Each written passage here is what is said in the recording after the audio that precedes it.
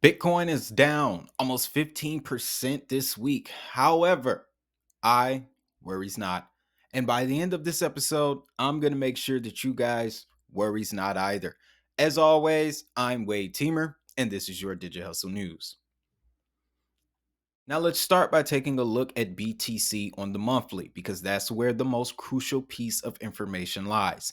We're also going to take a look at the dollar chart too because it's going to give us some information that is just as important. But first, we're going to start with Bitcoin. So we can see that we have gone below our yearly entry point at 46K, 46,300, bringing us closer to the moving average right now, hovering around 35,000. But if we go into the smaller time frames, we can see that the momentum is pointing downwards as well, with the lower Bollinger Band currently holding us up around 40K on the weekly chart. Now, if we flip over to the dollar, we can see why we can expect more downside. On the monthly, we can see that we are attempting to retest that 97 level, a level that I still believe we won't break through, guys, but it's definitely going to try. While it does, I do feel that we may be in store for more downwards movement that may extend into the last week of January. Now, again, guys, I'm having the strangest feeling of deja vu looking at these charts. Last year in January, we had the same kind of quiet start. Okay. And people were already saying that it was over with. And then came January 25th. Okay. And if we slide back here, we're on the weekly, but we can see that. Let's pull it up here. Had that dip in the middle of the month, just like we're seeing now, guys. January 11th, week of January 18th. But then January 25th arrived, and here we go. So, if we are to go further down, here's the sweetness of it. It's, of course, going to pull the rest of the alt market down just a little bit. And I say a little bit because, unlike last year, the big money is now turning their attention to altcoins because of our favorite word of the year, interoperability. A quick glance at the headlines, and we already see that the tides are turning. We see projects like HBAR, a utility, rallying, and Decentraland, again, rallying at the news of Samsung entering the metaverse, another utility. Then we have Oracle tokens like Chainlink still rallying, again, utility. And then, of course, Tezos continuing to enter pop culture, just partnered with a major esports firm, yet again, a utility token. Don't worry, we'll expand on this one in a later episode. But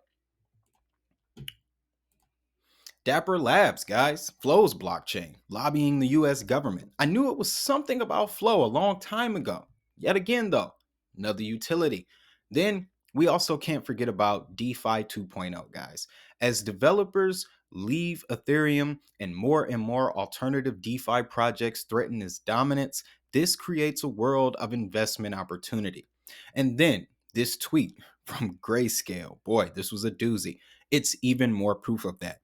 Top of the year, they dumped two tokens and replaced them with AMP, a utility token for payments.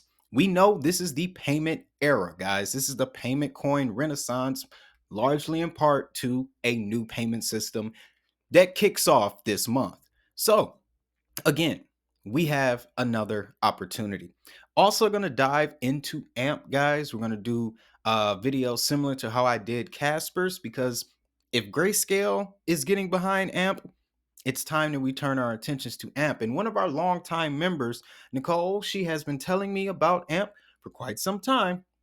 And here we are, guys. So, definitely going to be taking a look into AMP. And with this recent dip, before this dip, it was sitting at about 4 cents. Haven't checked the price recently, but I'm pretty sure we're not still sitting at 4 cents. And if that's the case, then we have a very interesting payment token at a discount right now. So, again, guys, opportunity. Another reason why I worries not. All in all, we are here to play the long game, to build generational wealth. We just got another chance to add a few more years to the bag, guys. About hip hop and its relationship with blockchain. So we're seeing a lot more artists come into the space now. You're definitely going to lead the way with this NFT concept. I think when more people see this interview and they get even more interested in the NFT, they're going to be inspired to do their own thing. But where do you personally see this heading? Let's just say short term, 2 to 3 years. More ownership, more ownership. I think the thing is, I think artists, we as artists, some of us Mm-hmm.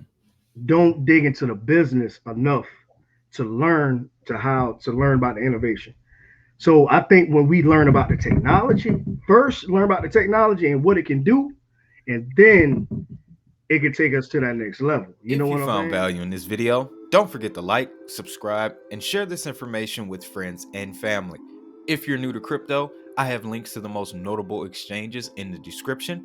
Using the links below supports the channel and comes with special bonuses for members of our network. For more information on the new economy, check out the playlist related to this episode on the right and our most recent episode on the left. As always, have a great day, have a prosperous day. Most importantly, we making this money. I'll see y'all in the next one.